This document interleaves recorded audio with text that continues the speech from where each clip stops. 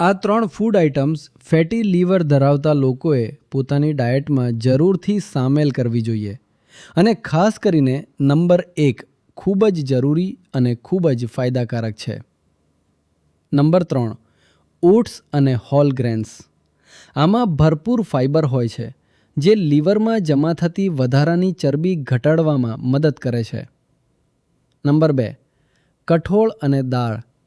આ લીવરમાં ફેટ મેટાબોલિઝમને સક્રિય કરવામાં અને ઇન્ફ્લેમેશન ઘટાડવામાં મદદ કરે છે. હવે વાત કરીએ નંબર 1ની, જેમાં આવે છે લીલા શાકભાજી, ખાસ કરીને પાલક, દૂધી અને મેથી. આ લીવરના સ્વાસ્થ્યને સુધારવામાં મદદ કરે છે અને ધીમે ધીમે લીવરમાં જમા થતી ચરબી ઘટાડવામાં મદદ કરી શકે છે.